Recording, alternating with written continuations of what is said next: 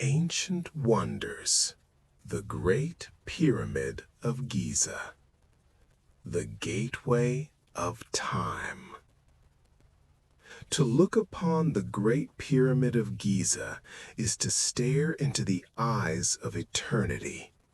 For over 4 millennia, this mountain of stone has stood as a silent sentinel on the edge of the Sahara, watching empires rise to glory and crumble into dust. It is the only survivor of the 7 wonders of the ancient world, a testament to a civilization that did not just want to live, but wanted to conquer time itself. In this opening chapter, we step onto the Giza Plateau to understand the geographical and spiritual cradle that birthed the greatest architectural mystery in human history.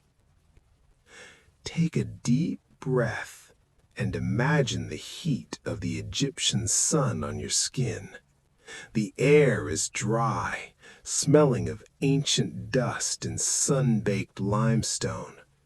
Before you stands the horizon of Khufu. At its original height of 481 feet, it was the tallest structure on Earth for over 3,800 years. As you walk toward its base, the scale begins to defy your senses. You are not looking at a building. You are looking at approximately 2.3 million stone blocks, each weighing between 2 and 70 tons. Feel the weight of that reality. How can a primitive people move such mass with the precision of a jeweler? The choice of the Giza Plateau was not accidental. It is a solid limestone pedestal capable of supporting the 6 million tons of the pyramid without sinking. But to the ancient Egyptians, it was more than stable ground. It was the Akhet, the place where the sun sets and enters the underworld. They believed that by building here, they were creating a bridge between the mortal realm and the celestial path of the gods.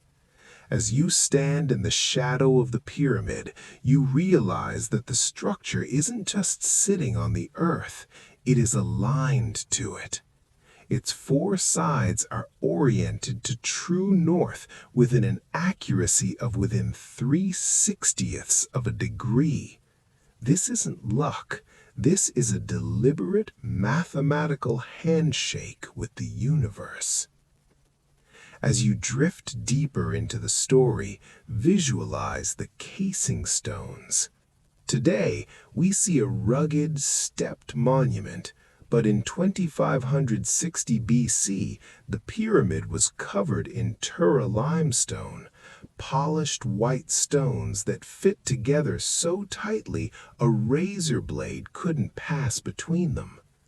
Imagine the pyramid at noon, glowing like a beacon of pure light, visible for miles. It didn't look like a tomb, it looked like a star fallen to earth. Breathe in the brilliance of that white light. Let it clear your mind of modern distractions. You are entering a realm of absolute precision. The Great Pyramid was commissioned by Khufu, the 2nd pharaoh of the 4th dynasty. History calls him a tyrant, but the stones tell a different story. They tell of a nation so unified, so organized, that they could dedicate 20 years of their lives to a single shared vision. This was a project of the soul. As we prepare to enter the dark, narrow corridors of the interior in the chapters to come, we must first respect the silence of the exterior. The pyramid is a silent witness to a lost science, a science of stone, stars, and spirit. Breathe out and feel the desert wind cool as the sun sets behind the massive silhouette of the pyramid. The shadows stretch across the sand, reaching toward the Sphinx, the guardian of the plateau. You are standing at the threshold of a mystery that has baffled Napoleon, Newton, and countless explorers. You are no longer a tourist. You are an initiate. The journey into the dark heart of Khufu's monument has begun. The stones are waiting. The stars are aligning. The silence of Giza is calling you deeper into the past. The architect's vision. Every mountain begins with a single thought, but the Great Pyramid began with a vision so vast it required the reshaping of human logic. In this chapter, we go behind the stone to meet the mind of the man who dared to draw the blueprint for eternity, Hemiunu. He was the pharaoh's nephew, the overseer of all construction projects of the king. While Khufu provided the will, Hemiunu provided the way. He was the world's first true master architect, a man who had to calculate the weight of millions of tons before the first block was ever cut. To understand the pyramid, we must first understand the terrifying precision of Hemiunu's mind. Take a slow, deep breath and visualize Hemiunu sitting in a reed-matted office in the royal city of Memphis. Before him are not rolls of blueprints as we know them, but papyrus scrolls filled with complex arithmetic and celestial observations. He isn't just building a tomb, he is building a machine to launch a soul into the stars. Imagine the pressure he felt. Every mistake in his calculation would be amplified by 1,000,000 stones. If the base was off by even a few inches, the peak would never meet. Breathe in the scent of cedar oil and ink, the atmosphere of a man obsessed with a perfection that had never before been achieved by human hands. As you drift deeper into relaxation, think about the squaring of the circle. Hemiunu knew that for the pharaoh to become immortal, his monument had to mirror the proportions of the earth itself. Modern mathematicians have discovered that the perimeter of the pyramid divided by twice its height equals pi, 3.14159. This was thousands of years before the Greeks discovered the ratio. Visualize Hemiunu's scribes stretching long flaxen ropes across the sand, using the stars of the northern sky to find an alignment so perfect that the four sides of the base are almost exactly the same length, with a margin of error of less than 2 inches. Breathe out and let your own mind align. Like Hemiunu's base, let your body find its center. You are grounding yourself on a foundation that cannot be moved. The architect's vision was to create something that would never settle, never tilt, and never fail. You are tapping into that same structural piece. Your foundation is solid. Your alignment is true. Now visualize the internal labyrinth. This is where Hemiunu's genius becomes truly mysterious. Most pyramids before Giza were simple, a tunnel leading to a pit. But Hemiunu decided to build up into the body of the pyramid. He designed the Grand Gallery and the King's Chamber hundreds of feet above the ground, suspended inside millions of tons of pressure. Imagine the audacity of that plan. He had to create a system of relieving chambers to ensure the ceiling of the King's Chamber wouldn't collapse under the weight of the peak. He was playing a game of chess with gravity itself. Think about the supply chain of the soul. Hemiunim didn't just design the building, he designed the logistics. He had to coordinate 20,000 workers, thousands of boats on the Nile, and a constant flow of rations. He was the conductor of a human orchestra.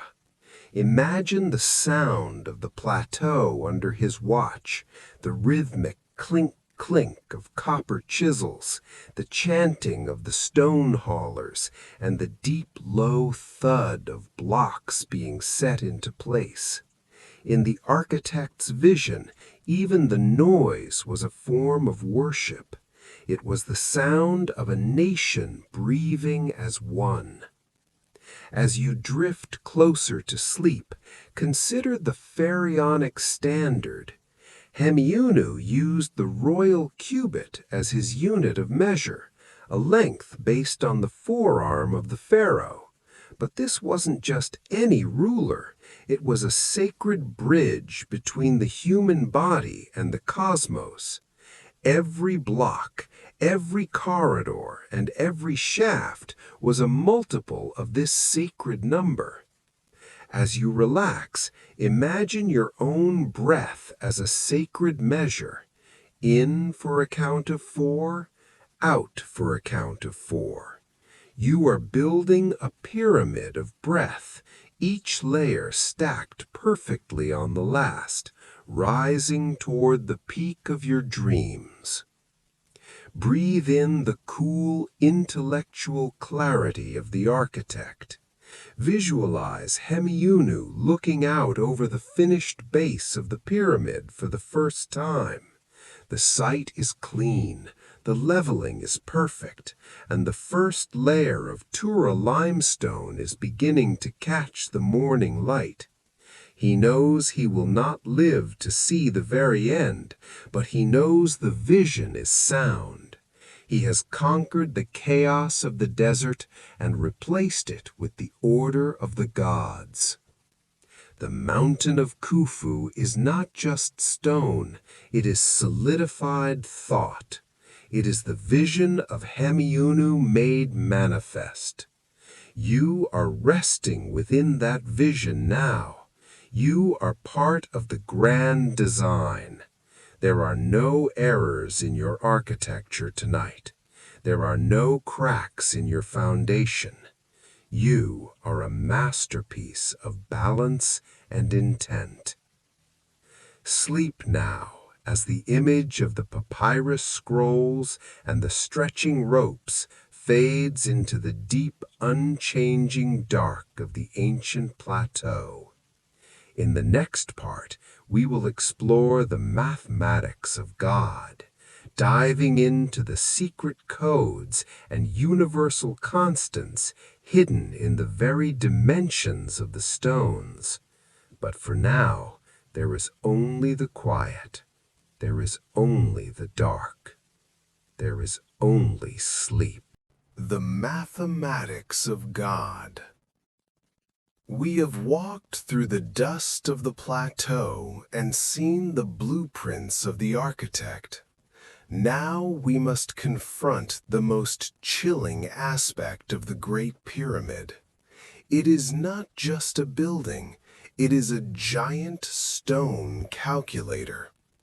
In this chapter, we explore the mathematics of God, the universal constants and cosmic measurements encoded into the very dimensions of the stones.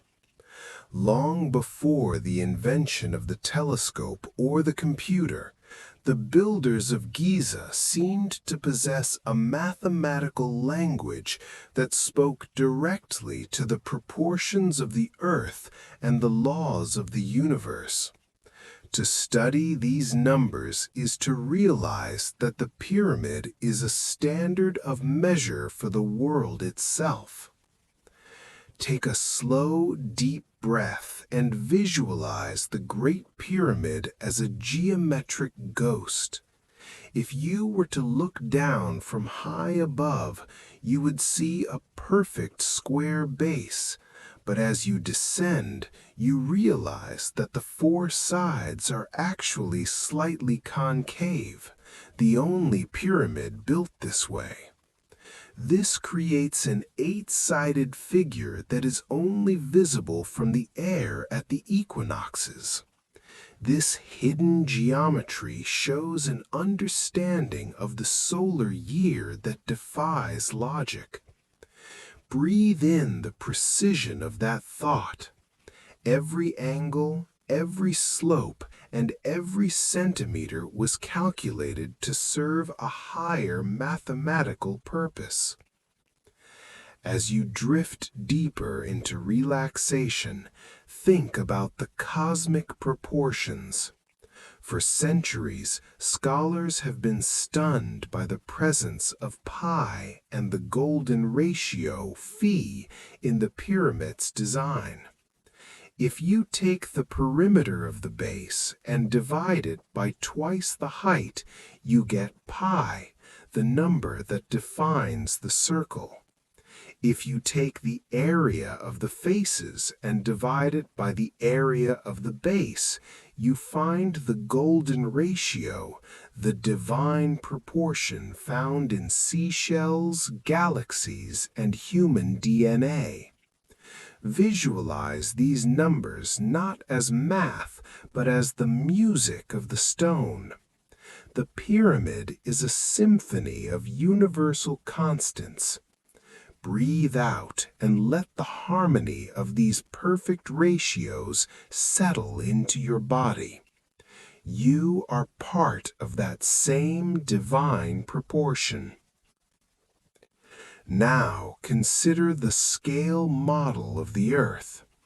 This is perhaps the most staggering mystery of all.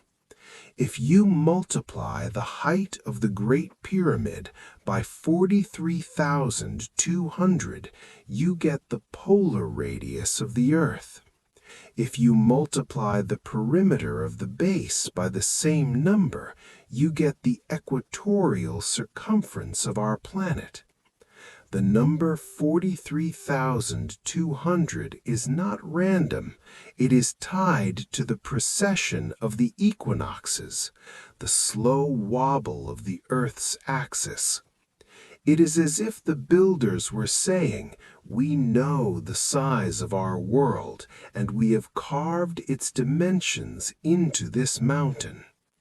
Imagine the Earth spinning in the dark void of space, and then see the pyramid as its tiny, perfect stone twin.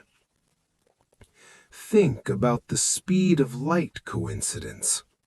The geographic coordinates of the Great Pyramid are 29.9792458 degrees north. The speed of light in a vacuum is 299,792,458 meters per second. While skeptics call this a coincidence, others see it as a time capsule of advanced knowledge. Whether intentional or not, the pyramid sits at the exact center of the Earth's total landmass. It is the navel of the world. Imagine yourself at that center point now. All the lines of the Earth meet beneath you. You are at the absolute point of balance. You are anchored to the center of the world's weight. As you drift closer to sleep, imagine the royal cubit once more. It wasn't just a ruler, it was a bridge. One royal cubit is roughly 0.524 meters. If you draw a circle with a diameter of 1 cubit, the circumference is exactly pi. The builders were literally squaring the circle in 3 dimensions. Every block you pass as you climb the pyramid in your mind is a piece of this grand equation. You are walking through a physical manifestation of truth. There is no chaos here, only the mathematics of God. Breathe in the cool, silent logic of the numbers. In your life, things may feel messy or unpredictable, but tonight you are returning to the standard. You are returning to the perfect geometry of your own existence. Your heartbeat is a rhythm, your breath is a ratio, and your rest is the sum of a long calculated day. Like the pyramid, you are a masterpiece of alignment. You don't need to solve anything tonight.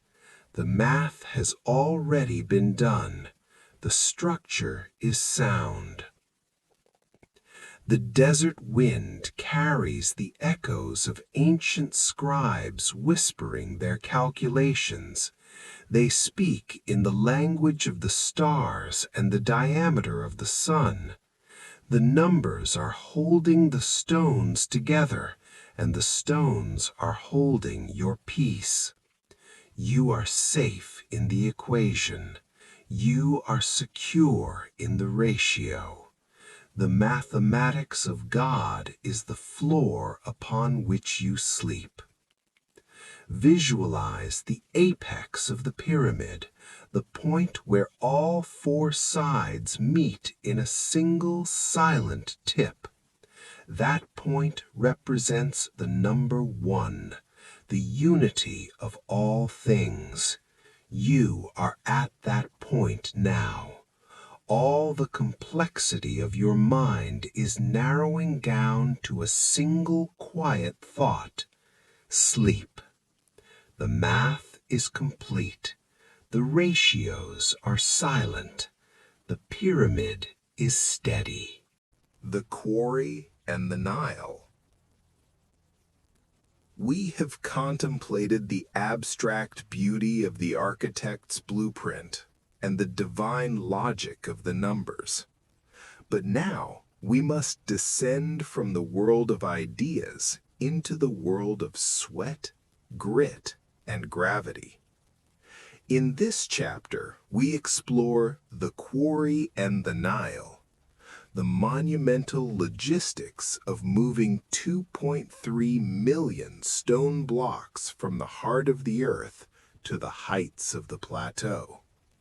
This was the greatest transport operation in human history, a dance of muscle and water that turned the entire landscape of Egypt into a conveyor belt of stone. To understand the pyramid, you must feel the weight of the rock and the pull of the river. Take a slow, deep breath and visualize the Great Quarry of Giza, located just a few hundred meters south of the pyramid itself. This is where the bulk of the monument, the yellowish nummulitic limestone, was born. Imagine the sound. Thousands of copper chisels striking stone in a rhythmic metallic chorus. The air is thick with limestone dust, white as flour. Workers pound heavy dolerite pounders against the rock to create deep trenches, isolating massive blocks of stone. Breathe in that dry mineral scent. It is the smell of a mountain being disassembled and moved, piece by piece. As you drift deeper into relaxation, Think about the Tura limestone. While the core was local, the outer skin had to be pure and white. This stone came from the quarries of Tura on the opposite bank of the Nile. Imagine the massive blocks, some weighing 5 tons, being loaded onto cedar wood barges. Visualize the Nile during the Akhet, the inundation season, when the river would swell and flood the valley.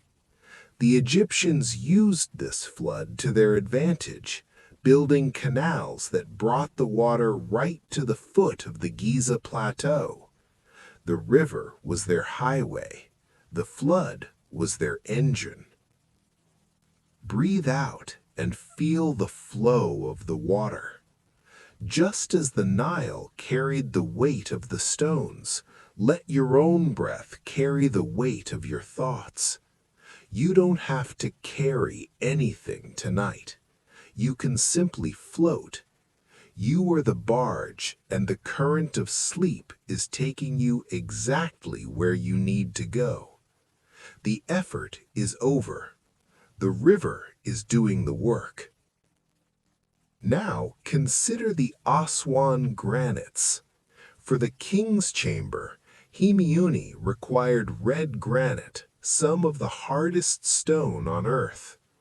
These blocks weighed up to 70 tons each and had to be transported from Aswan, nearly 500 miles to the south.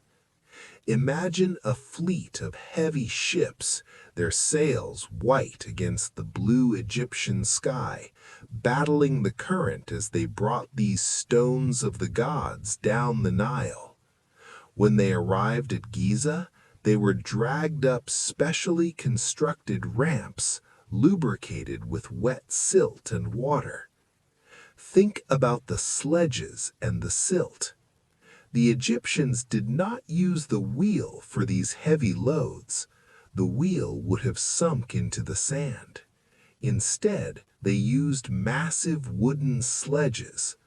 One worker stood at the front, pouring water onto the clay-slicked tracks to reduce friction. Modern physics has proven that this simple act cut the required force in half. Imagine the sight. Hundreds of men, their muscles straining in unison, moving a 50-ton block as if it were a living thing. It was a victory of human cooperation over the laws of physics. As you drift closer to sleep, imagine the harbor of Khufu. Recent archaeological discoveries have found the remains of a massive man-made harbor at the base of the pyramid. This was the loading dock of the ancient world. At night, after the sun had set, the harbor was quiet. The barges were tied to the docks, the sledges were still, and the Nile flowed silently past the monument. That is where you are now. The work of the day is docked. The transport of your energy is complete. Everything you needed to move has arrived at its destination. Breathe in the cool, damp air of the riverbank. Visualize the pyramid rising above the harbor, a skeleton of stone slowly being filled in. The quarry is silent now. The workers are sleeping in their barracks. The only sound is the water lapping against the stone. You are grounded in the earth, just like the blocks of the pyramid, but your spirit is as fluid as the Nile. You have moved mountains today. You have crossed rivers. You have navigated the quarry of your own responsibilities. Now the ramps are clear. The sledges are put away. There is no more friction, no more weight, and no more effort. You are resting at the base of the Great Pyramid under the watchful eyes of the stars. The ascending path. We have stood on the pristine limestone foundation and marveled at the impossible precision of the exterior.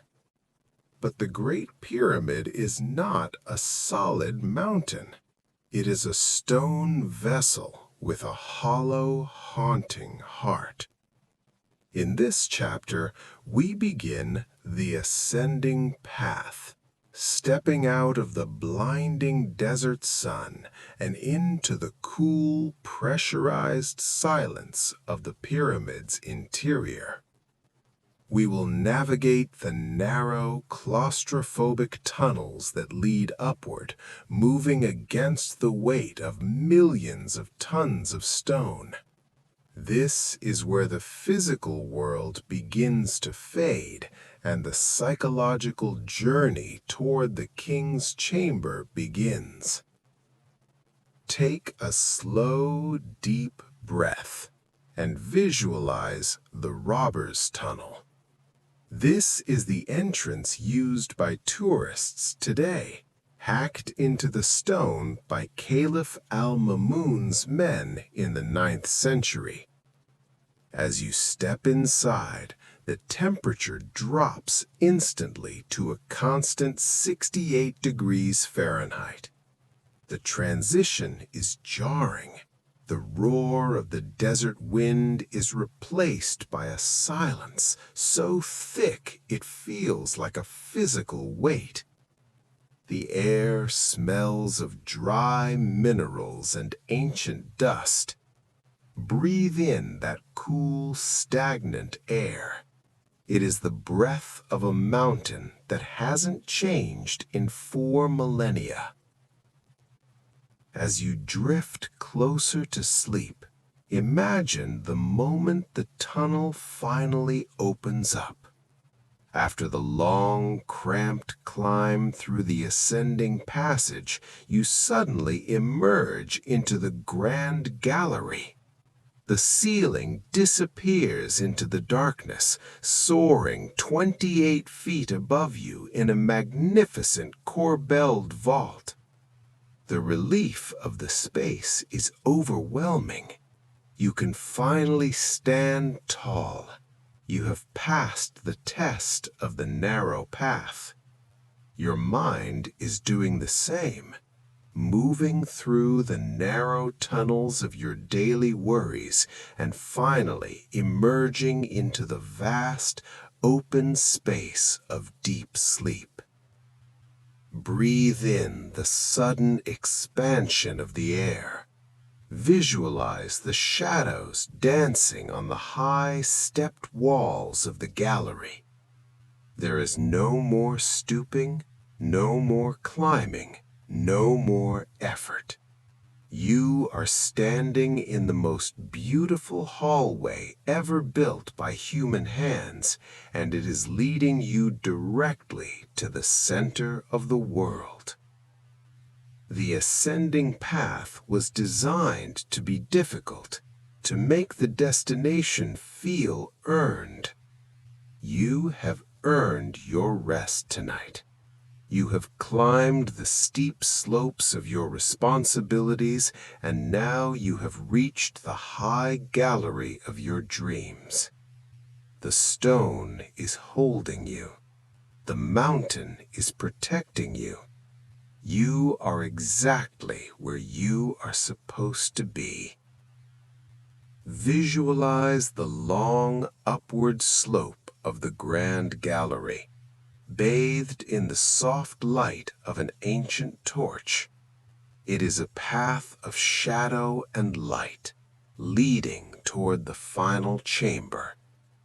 You are walking that path now, moving with a grace and ease that only comes when the world is left behind. The Grand Gallery.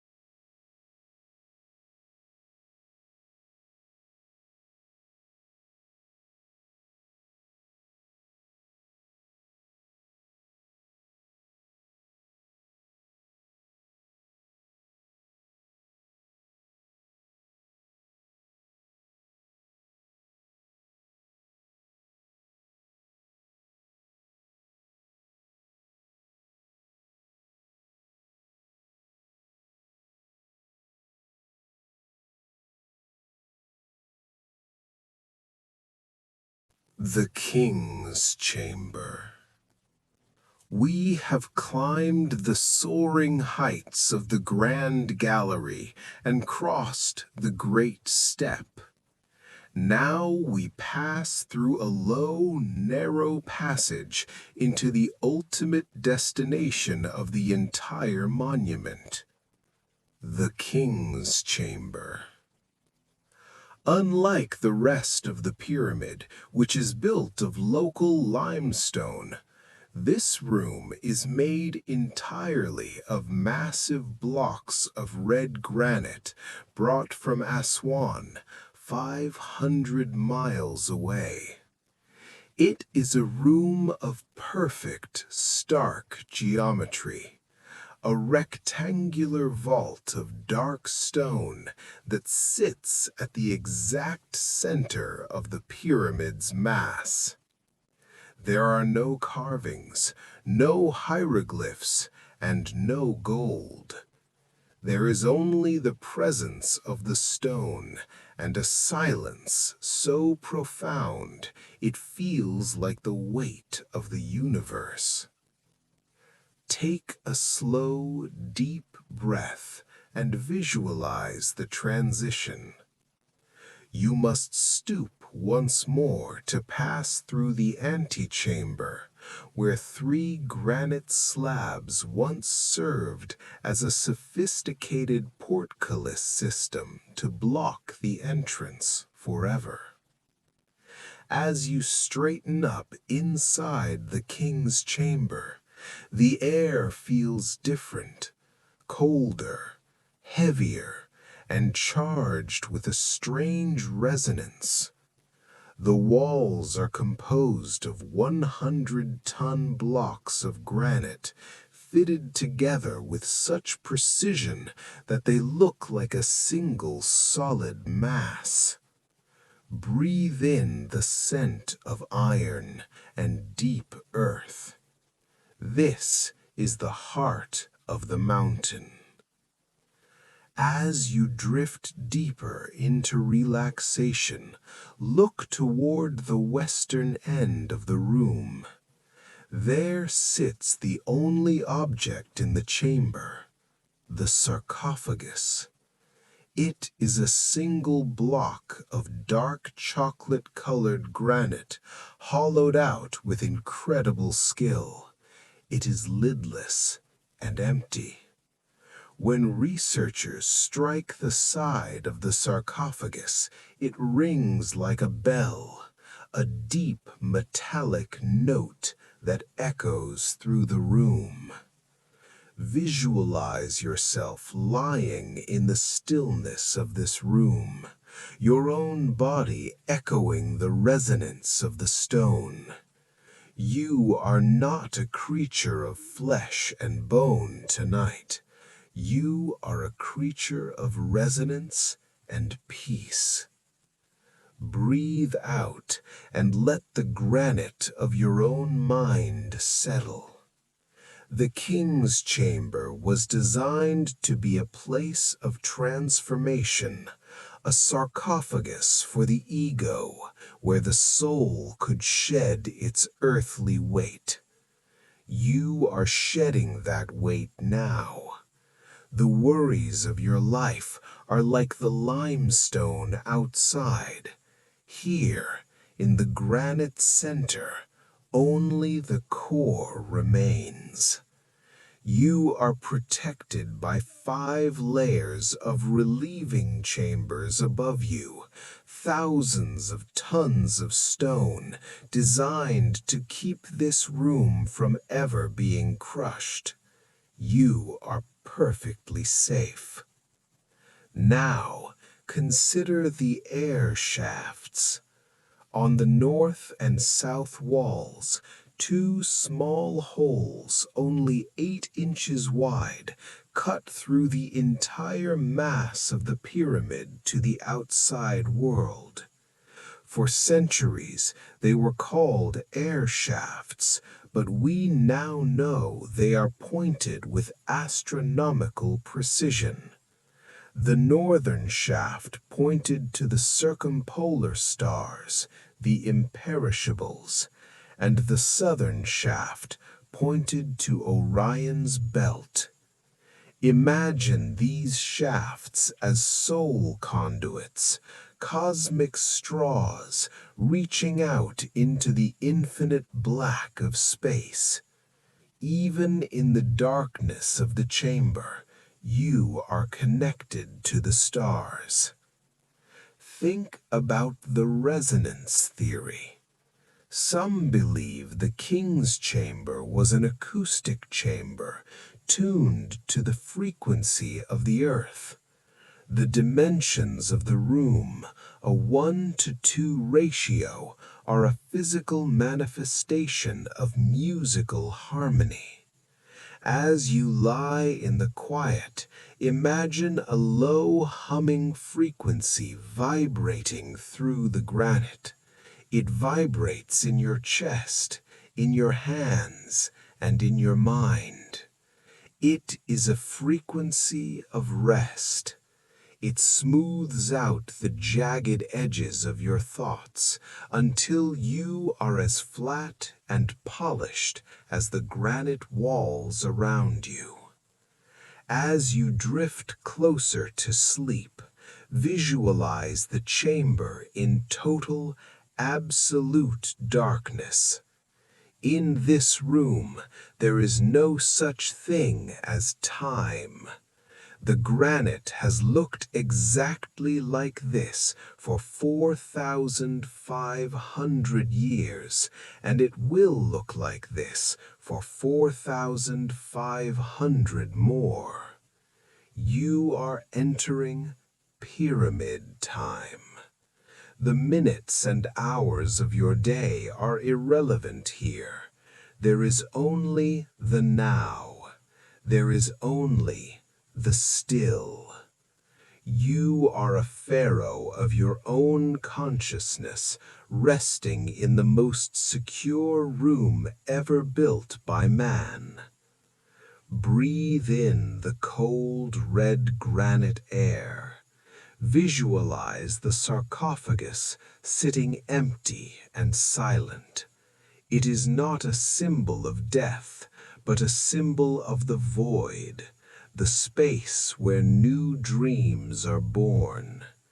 You are filling that void with the light of your own peace. The king's chamber of your heart is quiet. The portcullis has been dropped. No noise from the outside world can reach you here. The stone is holding you. The stars are calling through the shafts. The resonance is steady. Sleep now, as the image of the red granite and the empty sarcophagus fades into the deep, unchanging dark of the king's chamber. In the next part, we will explore the queen's chamber, the mysterious second room with its own secret shafts and Gantenbrink's door. But for now, there is only the quiet. There is only the dark. There is only sleep. The Queen's Chamber. We descend from the red granite heights of the King's Chamber, back down the grand gallery to a point where the path splits. Here, we enter a horizontal passage that leads to the very heart of the pyramid's geometric center, the Queen's Chamber. Despite its name, no queen was ever buried here. It is a room of white limestone, smaller and more intimate than the king's vault, but arguably more mysterious. While the king's chamber represents the celestial and the expansive, the queen's chamber feels like a womb of stone, a place of quiet potential and unsolved riddles that modern technology is only just beginning to crack. Take a slow, deep breath and visualize the walk. The passage to this chamber is low, requiring you to bow your head once more. As you enter, the first thing you notice is the roof. Unlike the flat ceiling of the king's chamber, this room has a gabled, pointed roof composed of massive limestone slabs leaning against each other. It looks like the inside of a tent made of mountain. Breathe in the scent of limestone and cool, still air. There is a sense of waiting in this room, as if the stones themselves are holding a secret they aren't yet ready to share. As you drift deeper into relaxation, look at the eastern wall. There is a strange, corbelled niche cut into the stone, resembling a tall, narrow doorway that leads nowhere. Some believe it once held a Ka statue of the pharaoh, a spiritual double. Visualize yourself standing before this niche. It is a portal for the mind. In your sleep tonight, you are passing through your own inner portals, leaving the physical world behind and entering the Ka, or spirit realm of dreams. You are shedding your heavy skin and becoming as light as the air in this chamber. Breathe out and let the limestone of your body soften. Unlike the hard, iron-rich granite of the king's vault, the limestone here is soft, white, and absorbing. It absorbs the noise of your day. It absorbs the tension in your shoulders. You are being wrapped in a white stone cocoon. You are perfectly centered in the mass of the pyramid. If the king's chamber is the mind of the structure, the queen's chamber is its soul. Now we come to the greatest mystery, Gentenbrink's door. On the north and south walls of this room are two shafts, similar to those in the king's chamber, but for centuries they appeared to be blocked. In 1993, a small robot named Upuaut II crawled up the southern shaft and discovered a small limestone slab with two copper handles, a door. Years later, another robot drilled through it, only to find another door behind it. Imagine that tiny robot light flickering in a space no human has seen for 4,500 years. There are secrets here that were never meant for our eyes. Think about the hidden voids. Why would the builders go to such lengths to create shafts that don't even reach the outside of the pyramid? They are blind channels. Some theorists suggest they were meant to hold sacred oils or symbolic offerings. Others think they are spiritual antennae that were never finished. As you drift closer to sleep, let your own unfinished thoughts be okay. You don't need to know what is behind every door tonight. You are allowed to let the mystery exist without solving it. The blind shafts of your mind are simply resting in the dark. As you relax further, visualize the silence of the Queen's chamber. It is deeper than the silence of the King's vault because it is more enclosed. It is a silence of protection. The salt crystals that once covered the walls of this room, a mystery in themselves, glitter faintly in your mind's eye like a subterranean galaxy. You are lying on a floor of ancient, stable stone. You are in the womb of the world. Breathe in the white, powdery piece of the limestone. Visualize the gabled roof above you, two massive hands of stone joined in prayer. They are holding up the weight of the entire world so that you don't have to. You are free to let go. The queen of your intuition is taking over from the king of your logic. The shafts are quiet. The copper handles are still. The doors remain closed, guarding the peace of the ages. Star shafts and Orion.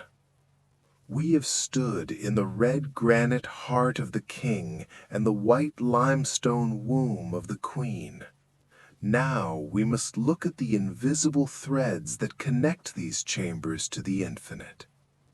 In this chapter, we explore star shafts and Orion, the four narrow channels that pierce the massive body of the pyramid to point towards specific stars. These are not merely air shafts for ventilation, they are cosmic coordinates, etched in stone. They turn the Great Pyramid from a terrestrial monument into a celestial instrument, a stone telescope aimed at the very gates of the afterlife. Take a slow, deep breath and visualize the geometry of the night. From the king's chamber, two shafts, only 8 inches wide, rise at steep angles. If you were to peer through them 4,500 years ago, you wouldn't see the desert, you would see the gods. The southern shaft of the king's chamber was aimed with terrifying precision at Orion's belt, specifically the star Alnitak. To the Egyptians, Orion was Osiris, the god of resurrection. Breathe in the cold starlight energy of that connection. You are no longer confined to the earth, you are anchored to the heavens. As you drift deeper into relaxation, consider the imperishable stars. The northern shafts of both chambers pointed toward the circumpolar stars, like Thuban, the North Star of that era, and the Big Dipper. These stars never die by sinking below the horizon. They circle the pole eternally. The Egyptians called them the imperishables. Imagine your own consciousness as one of those stars. While the world below spins and changes, your inner core remains fixed, constant, and eternal. Breathe out and let the imperishable part of your spirit take over. You are the fixed point in your own universe. Now visualize the siren of the south. The southern shaft of the Queen's chamber was aligned with Sirius, the brightest star in the sky and the celestial representative of the goddess Isis. Sirius was the herald of the Nile's flood, the bringer of life and fertility. Imagine the light of Sirius traveling down that long, dark limestone shaft, reaching into the heart of the pyramid like a silver needle. Even though the shaft is blocked by a door, the intent of the light remains. You have internal shafts as well, intents and dreams that point toward the light, even when the path feels blocked. Think about the cosmic clock. Because of the precession of the equinoxes, the slow wobble of the Earth's axis, the stars shift their positions over thousands of years. By calculating when these shafts pointed exactly at these stars, astronomers have been able to date the pyramid to approximately 2500 BC. The pyramid is a frozen moment in time, a snapshot of the sky as it looked when Khufu was king. As you relax, imagine yourself stepping out of time. Tonight, you are not governed by the clock on your wall, but by the slow, majestic movement of the galaxies. As you drift closer to sleep, imagine your own breath as a soul conduit. As you inhale, you are drawing in the vastness of space. As you exhale, you are sending your worries out through the shafts, away from the mountain, into the infinite void where they vanish. The stone is heavy, but you are becoming light. You are ascending into the state of deep, dreamless sleep. Breathe in the silence of the cosmos. The desert outside is vast, but the sky above is vaster. The pyramid is the bridge between the two. You are that bridge. Your body is the stone, heavy, stable, and secure. Your mind is the star shaft, focused, clear, and reaching for the light.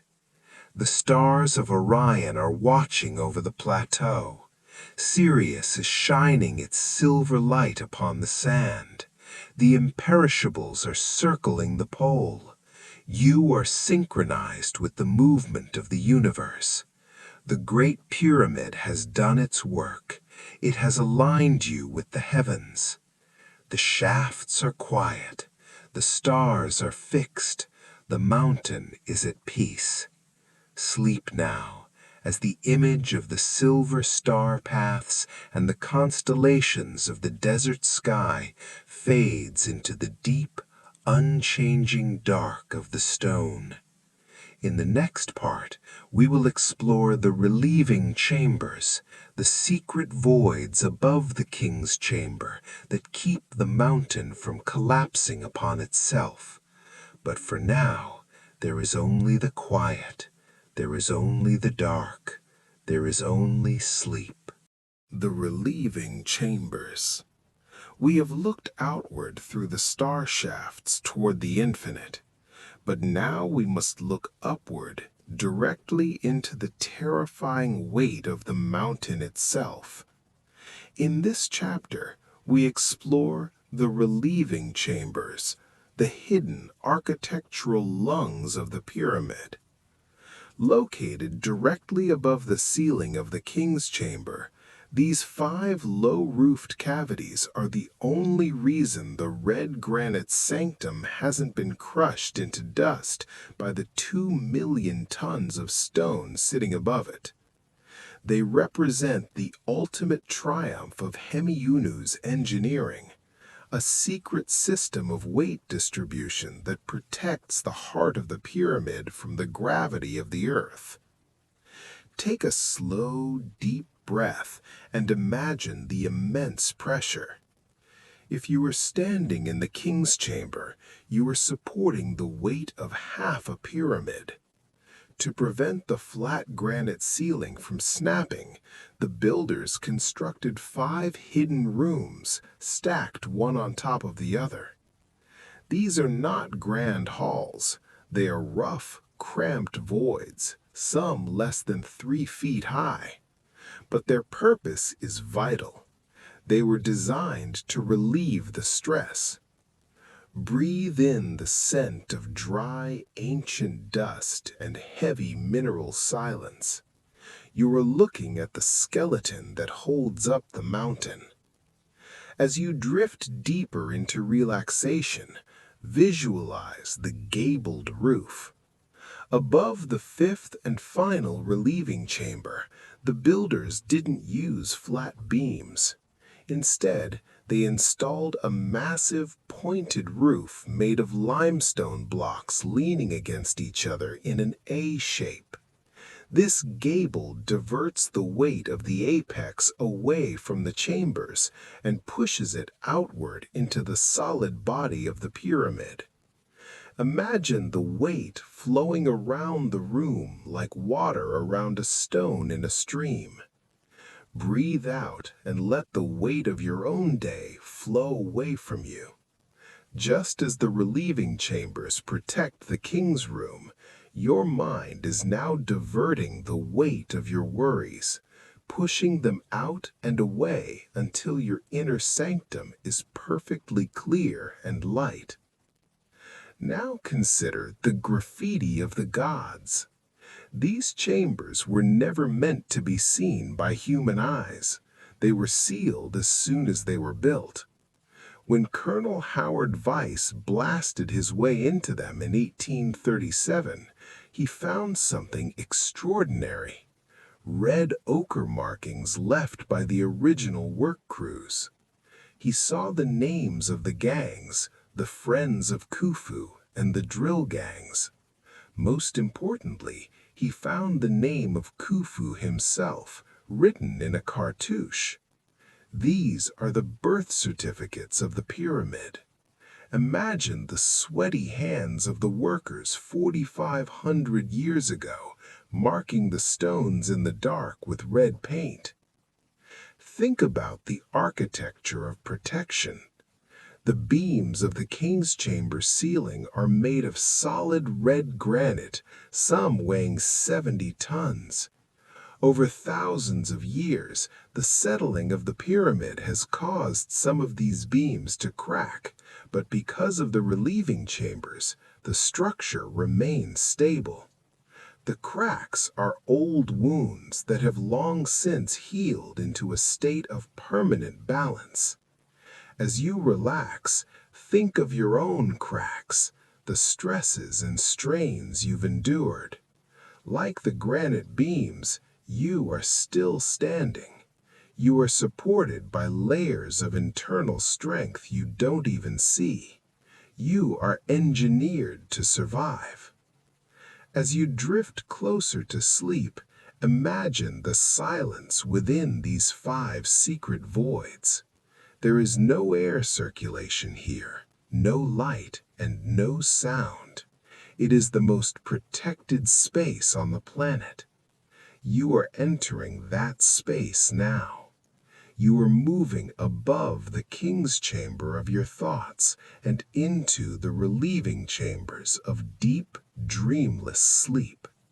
Here, the pressure of the world is zero. Here, you are weightless. Breathe in the stability of the stone. Visualize the massive limestone gable holding back the entire weight of the pyramid's peak.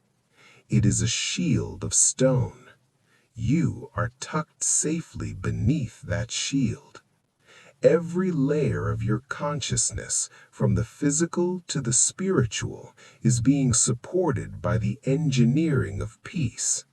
You don't have to carry anything anymore. The mountain is carrying itself. The red ochre marks are fading into the dark. The granite beams are holding fast. The gable is unyielding. Sleep now, as the image of the hidden voids and the ancient quarry marks fades into the deep, unchanging dark of the stone. In the next part, we will explore the subterranean abyss, the mysterious, unfinished chamber located deep beneath the bedrock of the plateau. But for now, there is only the quiet. There is only the dark. There is only sleep. The subterranean abyss. We have climbed the soaring heights of the Grand Gallery and examined the protective skeletons of the relieving chambers. But to truly understand the pyramid, we must now go down, far below the desert floor, into the roots of the mountain. In this chapter, we explore the subterranean abyss, the mysterious, jagged, and unfinished chamber located nearly 100 feet beneath the pyramid's base. While the chambers above are masterpieces of polished perfection, this underworld room is a chaotic landscape of raw bedrock.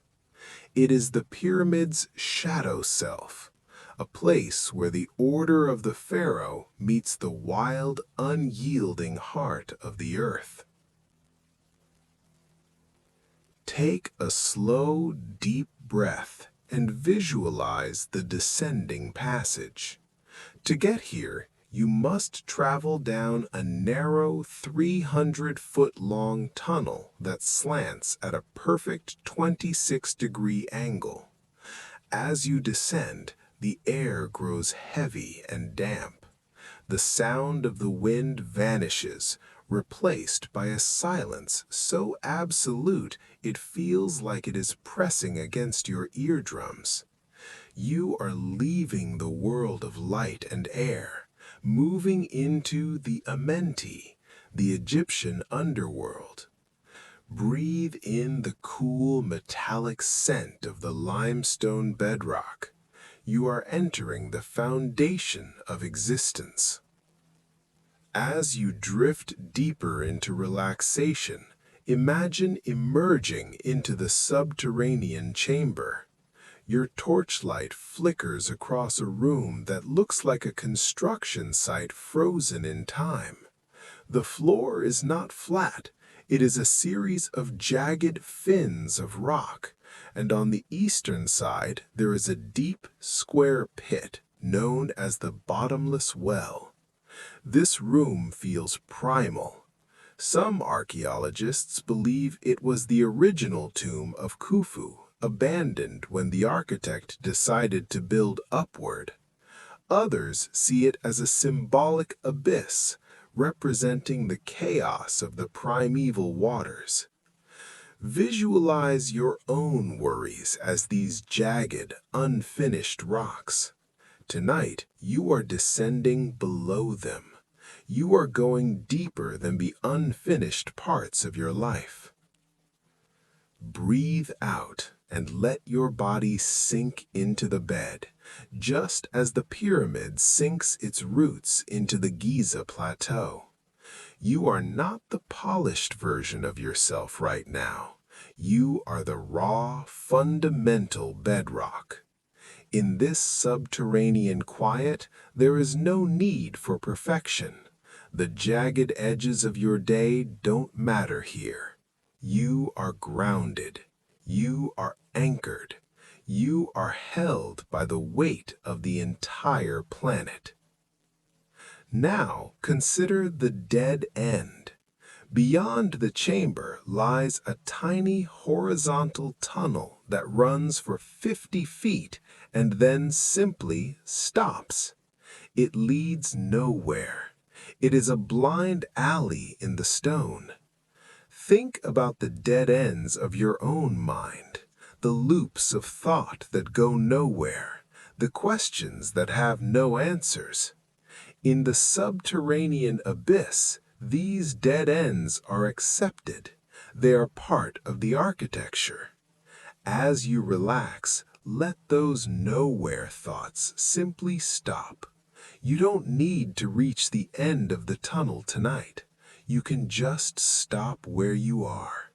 The stone will hold the space for you. Consider the upside-down perspective. Some believe the subterranean chamber was a place for pit observations, a way for ancient astronomers to see the stars in the daytime by looking up the long, straight shaft of the descending passage. Imagine looking up that 300-foot tunnel and seeing a single bright star in the middle of the day. It is a reminder that even in the deepest, darkest abyss of your life, the light is still there, focused and clear. You are looking through the telescope of your own rest, aimed directly at the peace of the morning.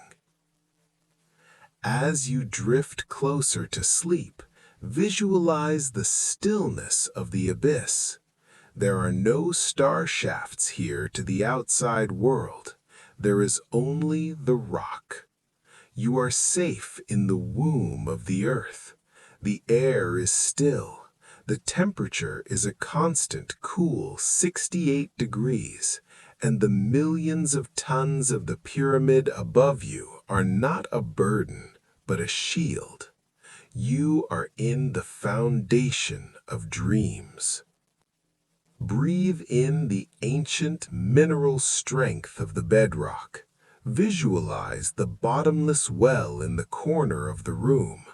It is not a pit of fear, but a well of deep, dark restoration. You are dipping your consciousness into that well. You are letting the cool, dark waters of sleep wash over the jagged edges of your mind. The descending passage is quiet. The abyss is still. The foundation is solid. The lost casing. We have explored the dark corridors and the subterranean routes, but now we must step back outside to witness a tragedy of time and a marvel of light. In this chapter, we explore the lost casing, the story of the pyramid's vanished armor.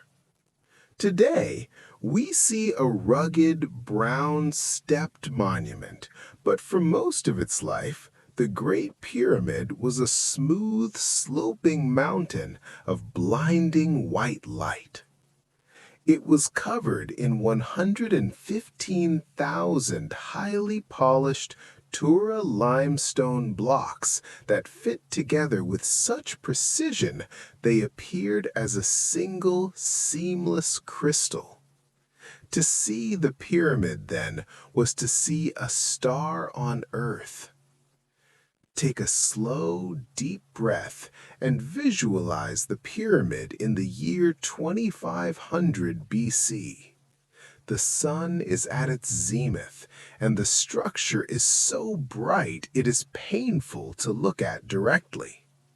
The white Tura limestone acted like a mirror, reflecting the Egyptian sun with such intensity that the pyramid could be seen from the mountains of Israel hundreds of miles away.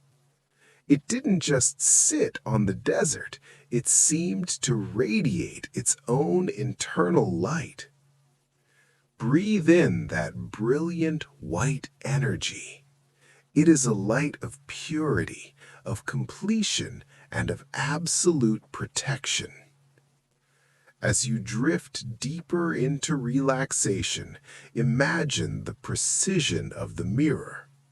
These casing stones were not just decorative, they were an engineering masterclass.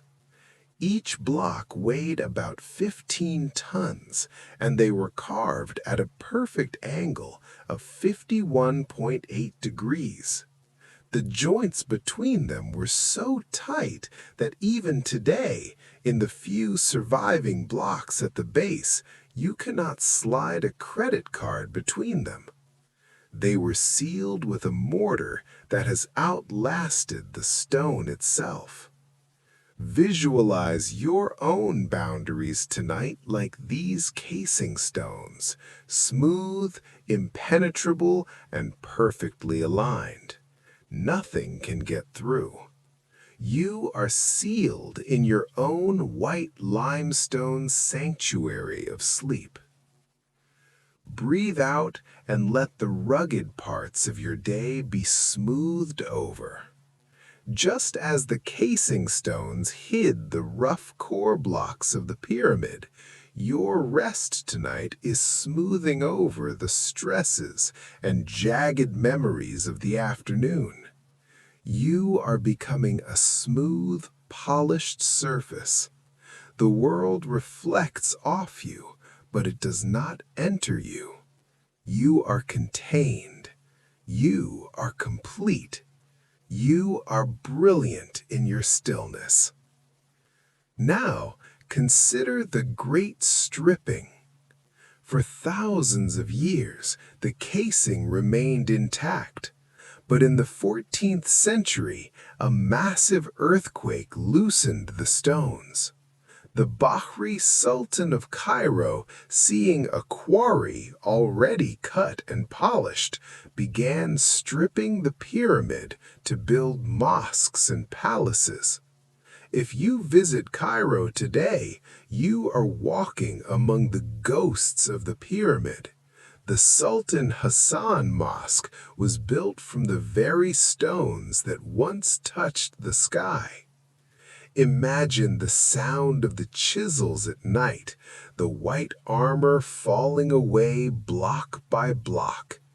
It is a reminder that even the greatest wonders change, but their essence remains. Think about the core paradox. Even though the skin of the pyramid is gone, the soul remains.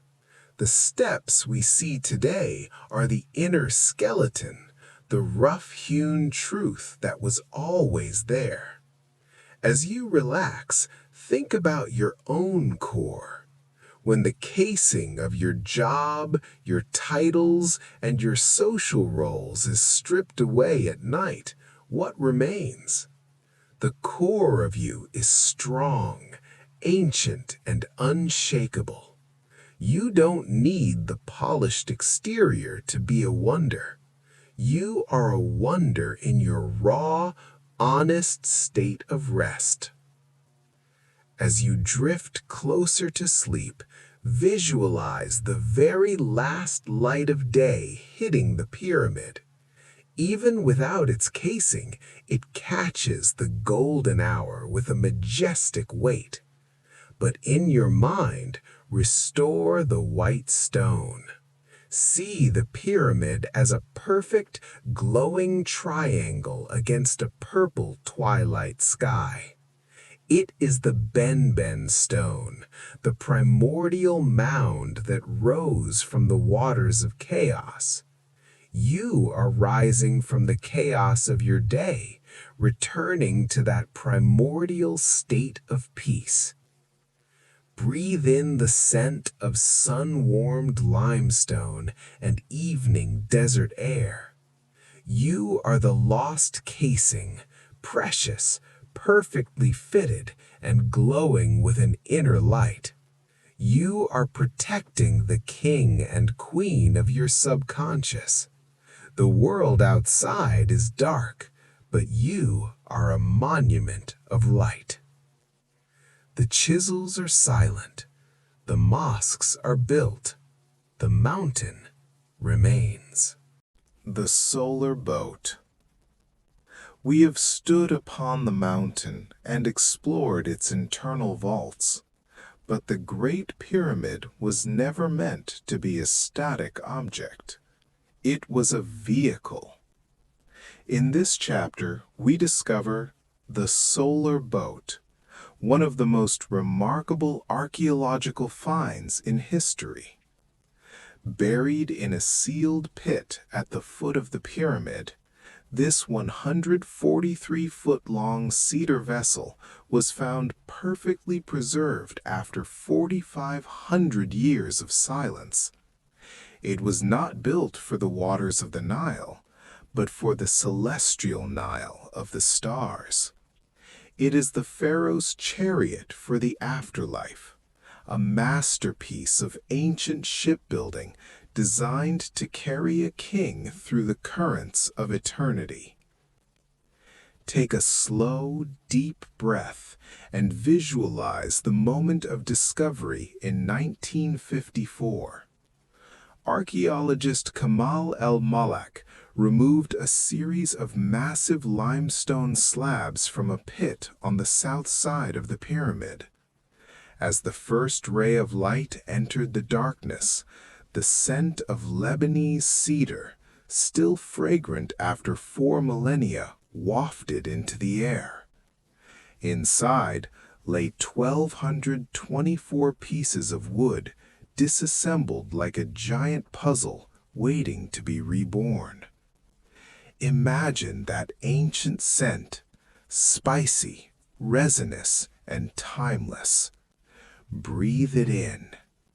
It is the smell of a journey that is about to begin.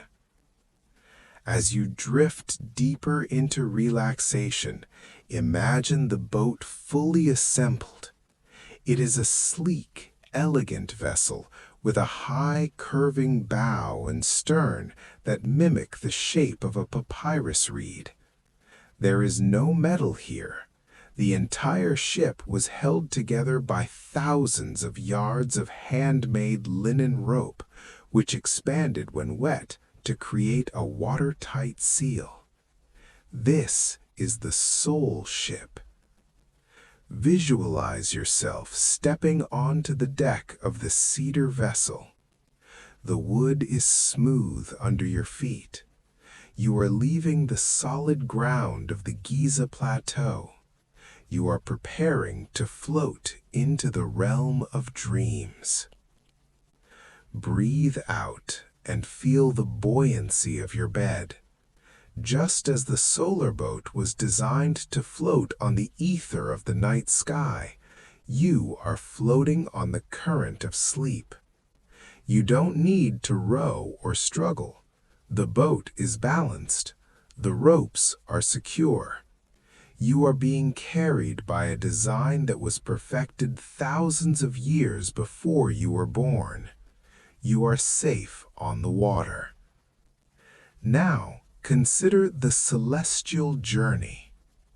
The Egyptians believed that the sun god, Ra, traveled across the sky in a day boat and through the underworld in a night boat. Khufu's ship was his ticket to join that eternal cycle. Look up at the stars from the deck of your dream boat. The Milky Way is the river, and the stars are the beacons. You are sailing toward the imperishable stars we spoke of in the shafts. This boat is your sanctuary. It protects you from the chaos of the deep as you navigate the transition from waking to sleeping. Think about the art of assembly. It took restorers 10 years to put this boat back together without any instructions. They had to learn the ancient language of the wood. As you relax, think about how you reassemble yourself during sleep. Every night, the pieces of your mind, your memories, your worries, your hopes, are taken apart and put back together in a more harmonious way. You are a solar boat in progress. By morning, you will be a vessel ready for the day's sun. As you drift closer to sleep, visualize the boat gliding away from the Great Pyramid. The monument is a dark silhouette against the star-crowded sky. The only sound is the soft slap of the celestial water against the cedar hull.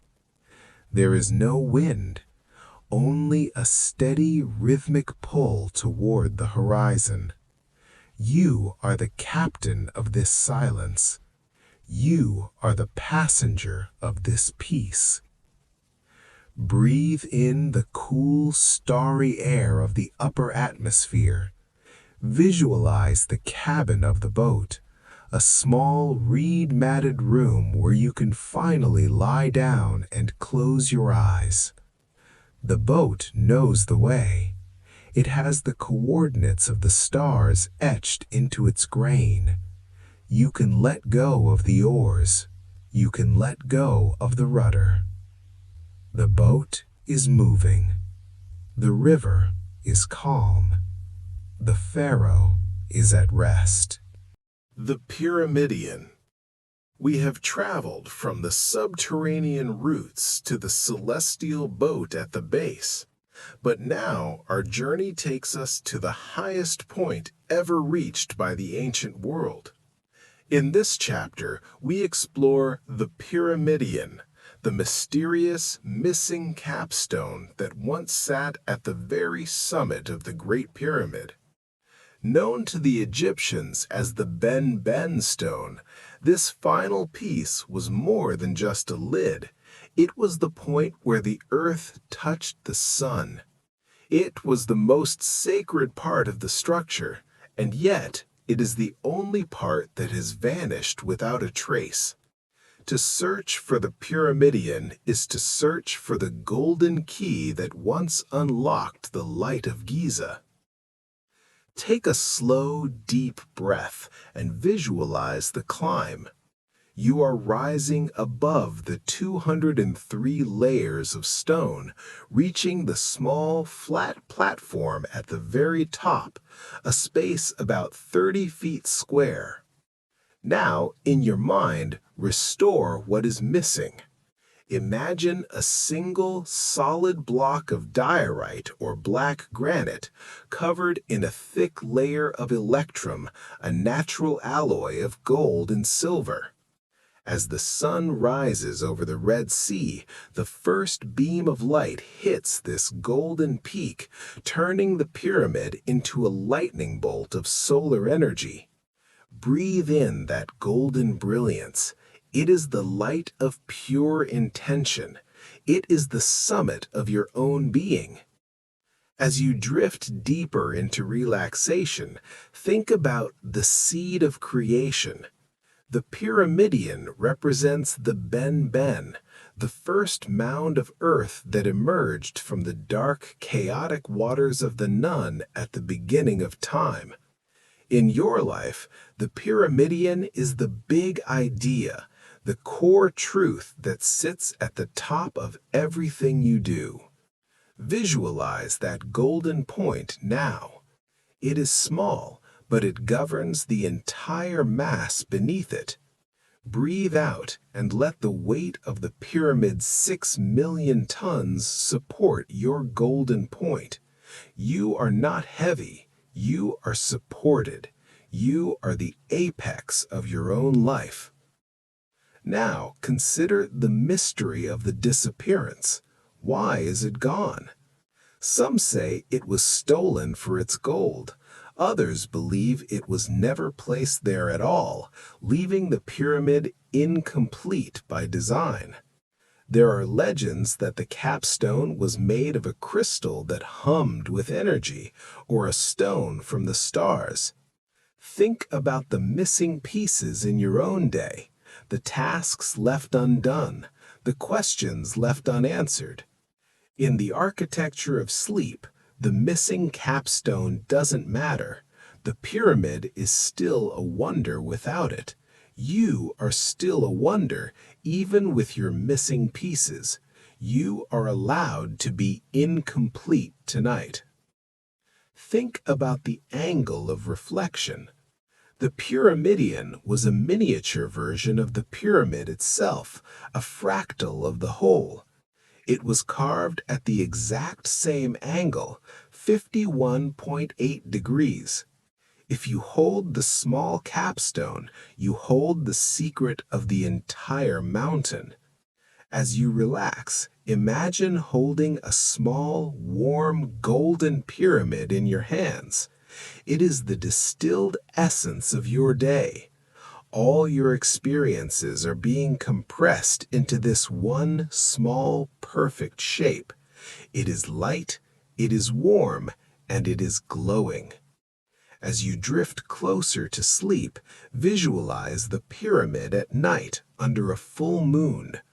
Without the sun to strike the gold, the pyramidion would have caught the silver moonlight, acting as a beacon for travelers in the deep desert. You are that beacon now. You are at the highest point of your consciousness, looking out over the quiet landscape of your life. The climb is over. The great work of the day is done. You are resting at the summit of the world. Breathe in the thin, cool air of the heights. Visualize the golden peak slowly fading from gold to silver and then to a deep, peaceful blue as you close your eyes. The Ben stone is settling into the dark. The first mound is returning to the quiet waters. You are returning to the source. The gold is silent. The apex is still. The mountain is crowned with stars. Sleep now as the image of the golden capstone and the soaring heights fades into the deep, unchanging dark of the Egyptian night. In the next part, we will explore the workforce, the thousands of men and women who lived and died to put that capstone in place. But for now, there is only the quiet. There is only the dark. There is only sleep. The workforce. We have spent much of our journey marveled by the stones, the stars, and the silence of the chambers. But the Great Pyramid did not build itself. In this chapter, we explore the workforce, the pulse and blood of the monument.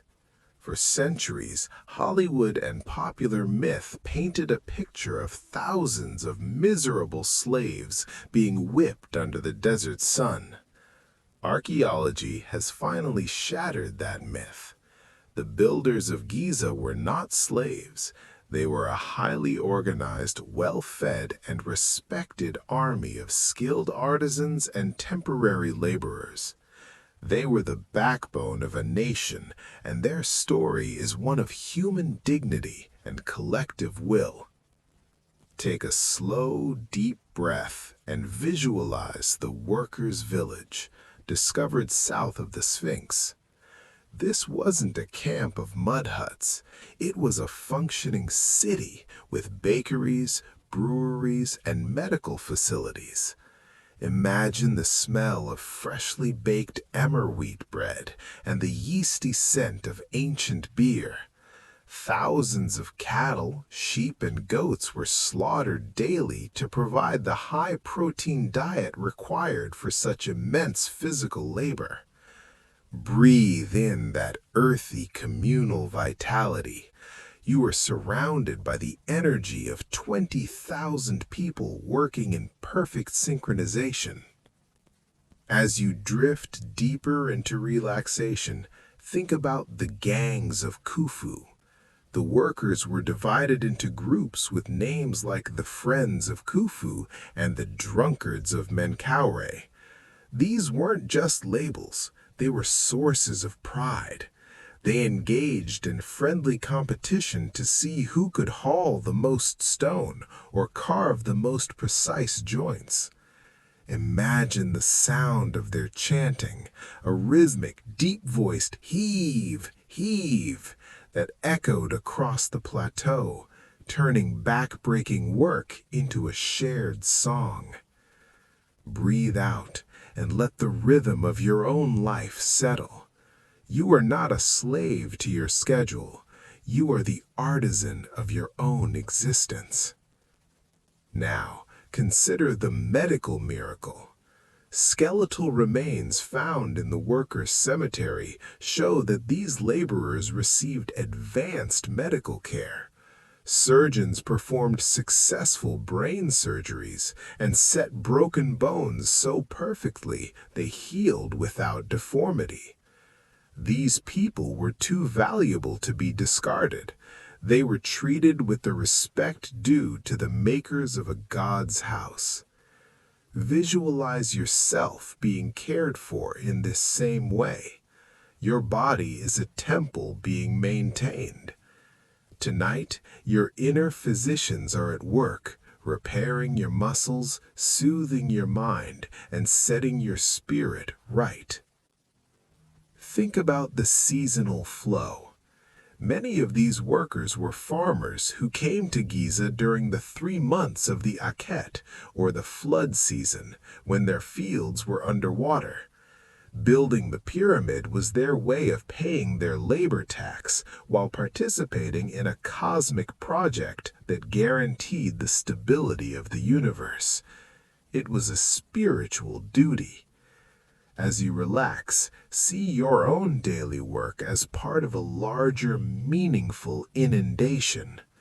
But now the flood has receded. The fields are quiet. Your daily labor tax for the day has been paid in full. You are free to rest. As you drift closer to sleep, visualize the workers' cemetery at sunset. Simple tombs of mud brick built in the shadow of the great stone mountain they helped create. These people wanted to be buried near their king, hoping to share in their immortality. They were proud of what they had built. You can feel that pride too. You have built your own day, stone by stone, decision by decision. It may not be made of granite, but it is yours. Breathe in the cool evening air of the barracks. The tools are cleaned and put away. The copper chisels are being sharpened for a tomorrow that is still far off. The fires are burning low, and the workers are wrapped in their linen blankets, sleeping the deep, heavy sleep of those who have moved the earth. You are joining them. You have earned this silence. The bakeries are cold. The gangs are silent. The plateau belongs to the moon. Napoleon's Night. We have seen the pyramid through the eyes of its builders and its architects, but now we view it through the eyes of a conqueror who thought he could own the world, only to be humbled by the silence of a single room. In this chapter, we explore Napoleon's Night, the legendary episode in 1799 when Napoleon Bonaparte, having conquered Egypt, insisted on spending a night alone inside the king's chamber. What happened in those dark hours remains one of history's most tantalizing secrets. When he finally emerged, pale and trembling, his aides asked what he had seen. He replied, "Even if I told you, you would not believe me." Take a slow, deep breath and visualize the scene. It is August 12, 1799. Napoleon enters the pyramid, not with an army, but with a single candle. He climbs the grand gallery, his boots echoing against the limestone, and steps into the red granite heart of the king's chamber. The air is thick, ancient, and heavy with the weight of millions of tons of stone. Imagine the flickering light of his candle dancing on the dark granite walls. The flame is small, but the shadows it casts are giants. Breathe in that pressurized historical silence. You are standing in the room where an emperor lost his words. As you drift deeper into relaxation, think about the sensory deprivation. Inside the king's chamber, there is no sound from the outside world, no wind, no birds, no distant army. There is only the sound of your own blood pumping in your ears and the rhythm of your breath. In this absolute isolation, the mind begins to turn inward.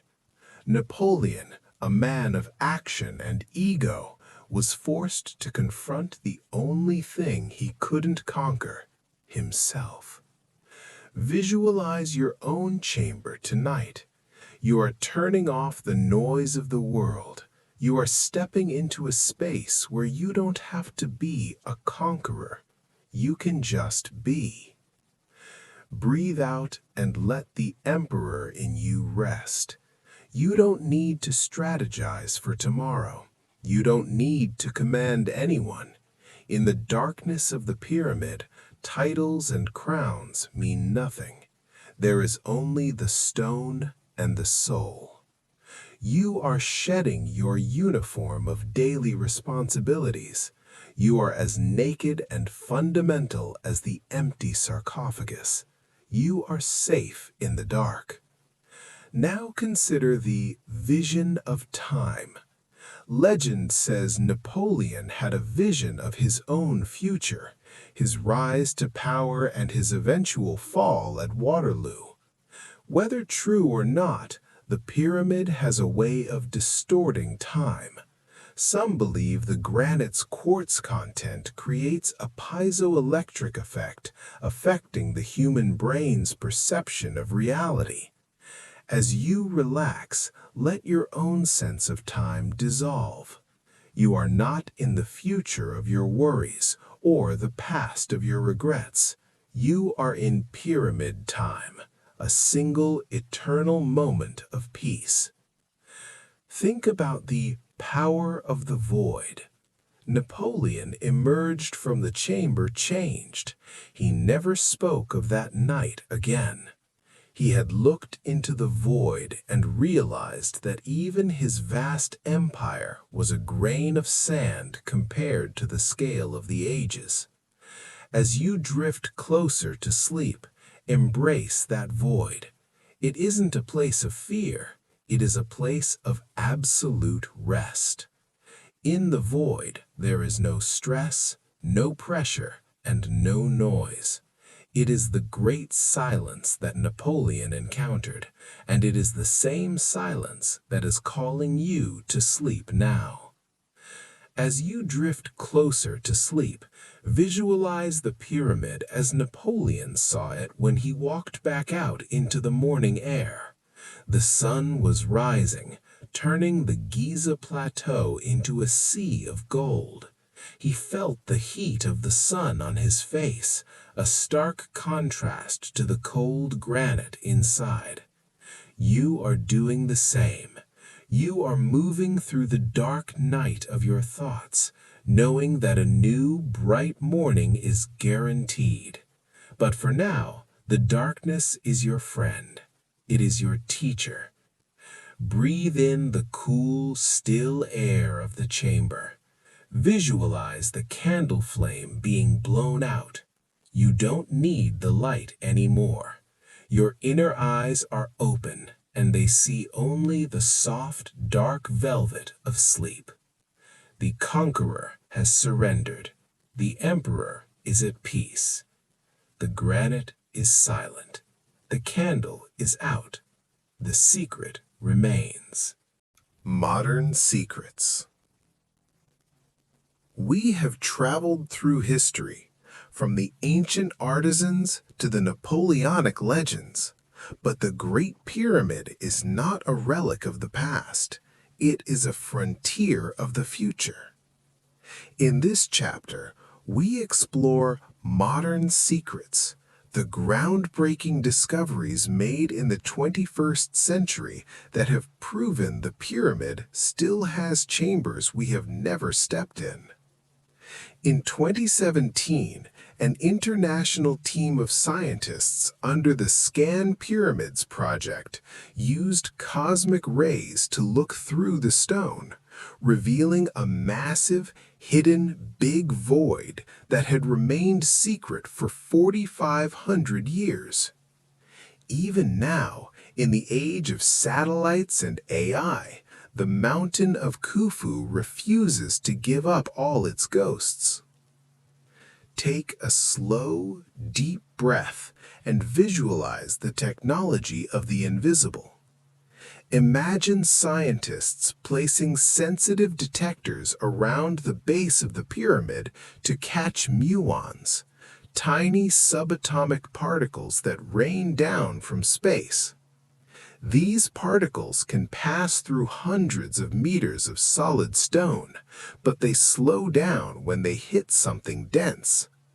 By mapping where the muons passed through easily, the scientists X-rayed the pyramid.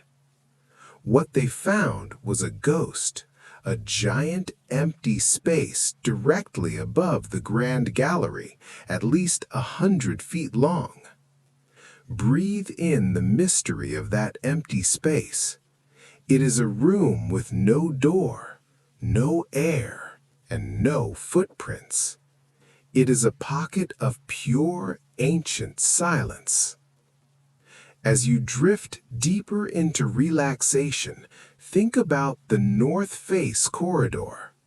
Just recently, in 2023, researchers used an endoscope, a tiny camera on a flexible tube to peek through a crack in the stones of the north face. They discovered a hidden gabled corridor that no human had seen since the pyramid was finished. The camera revealed pristine, white limestone walls and a ceiling that looked as if it were finished yesterday. Visualize that camera light hitting those white walls for the first time in millennia. The pyramid isn't just a tomb, it's a giant, complex puzzle box. Every time we think we've solved it, it reveals a new layer. Breathe out and let your mind embrace the unknown. Just as the pyramid has secret rooms that haven't been opened, you have rooms in your subconscious that are only accessible through sleep. You don't need to scan them or understand them tonight. You can just let them exist. You are a vast, complex architecture of memories and dreams. Tonight, you are allowing the big voids of your mind to be filled with the quiet energy of restoration. You are exploring the hidden corridors of your own peace. Now, consider the digital twin. Scientists have created a high-resolution 3D laser scan of every inch of the Giza Plateau, capturing the pyramid with sub-millimeter accuracy. They have mapped every crack, every joint, and every shadow. But even with all this data, we still don't know why the big void is there. Is it a secret burial chamber, a structural relieving space, or a spiritual mirror of the Grand Gallery? Think about the data of your day, the emails, the conversations, the tasks. Like the scientists, you have mapped your day, but now the scanning is over. You are moving beyond the data into the experience of pure rest. Think about the cosmic connection. The very particles used to find these rooms, muons, come from dying stars millions of miles away. The universe itself is helping us look inside the Earth. As you relax, feel that cosmic connection. You are made of the same stardust as those particles. You are part of a grand, interconnected system that spans from the heart of a pyramid to the edge of the galaxy. You are not alone in the dark. You are being scanned by the stars, and they find you perfect, balanced, and ready for sleep. As you drift closer to sleep, visualize the big void once more. Imagine it as a place of absolute weightlessness. There is no gravity there, no time, and no noise. It is the 0 point of the pyramid. You are entering your own 0 point now. You are drifting into the space between thoughts, the quiet void where your body heals and your mind resets. Breathe in the cool, futuristic clarity of the science. Visualize the muon detectors being turned off for the night. The computers are dark. The scientists have gone home. The pyramid stands alone under the Egyptian moon, still guarding its newest secrets. You are the guardian of your own secrets now. You are the big void, vast, quiet, and full of potential. The particles are silent. The scans are complete. The mountain is still. The power plant theory. We have navigated the physical passages and the modern scientific scans, but as we near the end of our journey, we must entertain a question that has haunted engineers and mavericks for decades. What if the Great Pyramid was never meant to be a tomb at all? In this chapter, we explore the power plant theory, the provocative idea that the pyramid was a colossal functional machine. Proponents of this theory, like Christopher Dunn, argue that the pyramid's specific materials, the vibrating granite of the king's chamber and the insulating limestone of the casing, point toward a monument designed to harness the Earth's own seismic and acoustic energy. Take a slow, deep breath and visualize the pyramid not as a silent grave, but as a beating heart. Imagine the Giza Plateau as a living, vibrating diaphragm. The pyramid is tuned to the Schumann resonance, the low-frequency electromagnetic pulse of the Earth. Visualize the entire structure subtly humming, a vibration so deep you feel it in your bones rather than hear it with your ears. Breathe in that steady, rhythmic power. It is the pulse of the planet itself. You are aligning your own heartbeat with the rhythm of the world. As you drift deeper into relaxation, consider the granite resonator. The king's chamber is made of red granite, a stone rich in quartz crystals. Quartz is piezoelectric, meaning it can convert mechanical pressure into electrical energy. Imagine the weight of the millions of tons of stone pressing down on that granite, squeezing the crystals until they begin to glow with an invisible electric charge. The 5 relieving chambers above act like the tuning forks of a giant engine. Visualize your own body as a high-precision instrument. You are releasing the charge of the day, letting the pressure ground itself into the earth. Breathe out and let the static of your mind dissipate. If the pyramid was a machine, its most important feature was its stability. It had to stand perfectly still to capture the most subtle vibrations. You are doing the same. You are becoming perfectly still. Your internal quartz is no longer vibrating with the stress of the day. It is settling into a low, warm hum of restoration.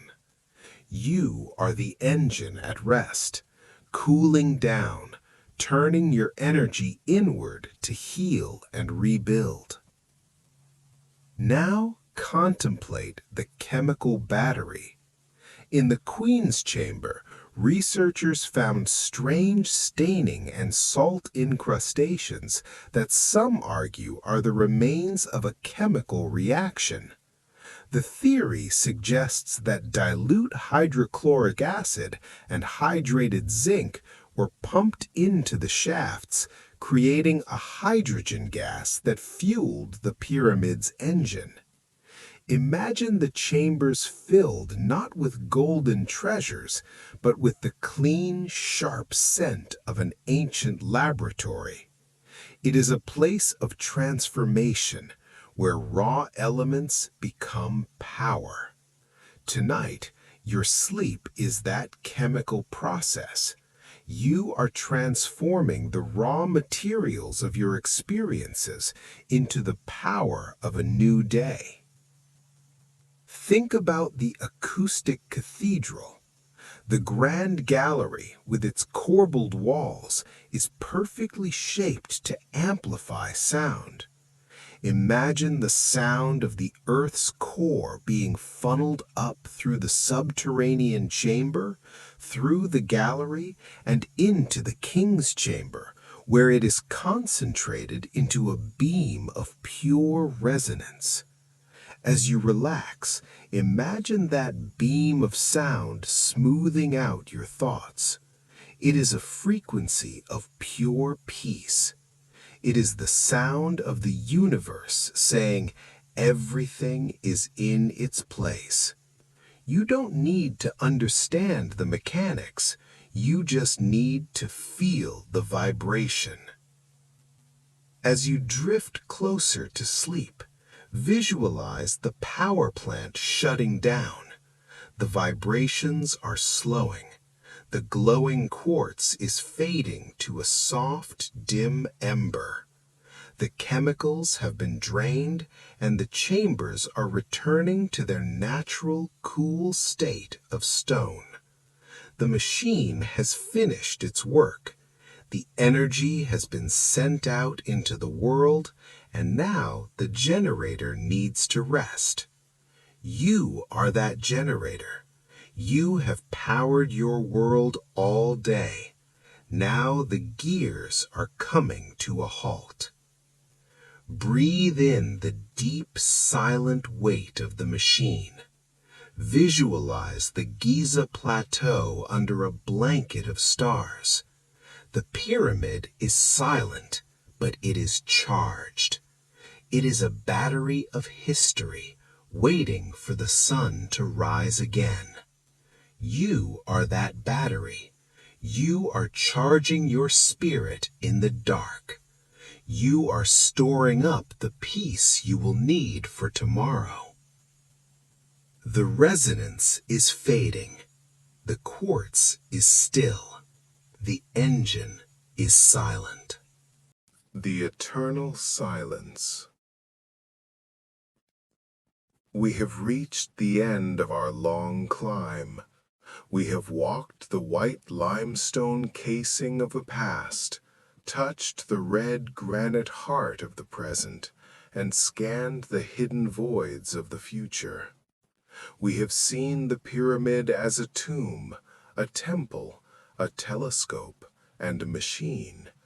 But now, in this final chapter, we explore the eternal silence, the state of absolute stillness that remains when all the theories, the histories, and the labors are stripped away. This is the ultimate gift of Giza, a silence so deep that it doesn't just surround you, it enters you. Take a slow, deep breath and visualize yourself stepping out of the pyramid's entrance for the last time. It is the middle of the night. The modern world has vanished. There are no city lights from Cairo, no tourists, and no noise. There is only the vast, black velvet of the Saharan sky and the titanic shadow of the pyramid rising behind you. The air is cool and sharp, smelling of dry sand and distant cedar smoke. Breathe in that ancient night. You have completed the journey. The mountain is behind you, and the desert is before you. As you drift into the deepest state of relaxation, think about the scale of peace. The Great Pyramid has stood for over 1.6 million days. It has watched empires rise and fall like shadows across the sand. It has felt the heat of 4,000 summers and the chill of 4,000 winters. Besides such permanence, the worries of your single day are like grains of sand caught in a light breeze. They simply drift away. Breathe out and let those grains go. You are not the sand. You are the mountain. You are as stable, as enduring, and as silent as the stone. Now consider the symmetry of the dark. The pyramid is a perfect mirror of the sky. Its base is the earth, and its peak is the heavens. As you lie here, feel that same symmetry in your own body. Your feet are grounded in the heavy, warm reality of your bed. Your mind is reaching up toward the light, airy realm of dreams. You are the bridge. You are the geometry of rest. The great work of your life is balanced. There is nothing left to adjust, nothing left to calculate, and nothing left to prove. Think about the presence of absence. The king's chamber is empty. The sarcophagus is empty. The big void is empty. In Western thought, we often fear emptiness, but in the silence of the pyramid, emptiness is the highest state. It is a space of pure potential. Visualize the empty heart of the pyramid as a room within yourself. It is a room where no one can follow you, where no noise can reach, and where you are perfectly, beautifully alone with your own soul. It is the sanctuary of the void. As you drift toward the final threshold of sleep, imagine the desert wind beginning to blow. It is a soft, rhythmic sound, like the breath of the earth itself. It smooths the ripples in the dunes and carries the last warmth of the day into the cold heights of the atmosphere. You are that wind. You are moving without effort. You are passing over the plateau, past the Sphinx, and out into the infinite sands. The Great Pyramid is receding into the distance, a perfect triangle of shadow against the stars. It is guarding the world, so you don't have to. Breathe in the absolute eternal silence. The copper chisels have been dust for millennia. The workers' songs have faded into the wind. The golden capstone is a memory. The power plant is still. There is only the deep, unchanging dark. There is only the cool, stable stone. There is only the rhythm of your own heart beating in time with the pulse of the planet. The journey is over. The mountain is complete. The night is yours. Visualize the last flicker of your consciousness as a single spark of light ascending the star shaft of the king's chamber, rising up through the granite, through the limestone, and out into the black infinity of space. You are joining the imperishable stars. You are home. The plateau is quiet. The stone is cold. The silence is eternal. Sleep now as the image of the Great Pyramid, the last of the seven wonders, fades into the deep, unchanging, and perfect dark. Good night.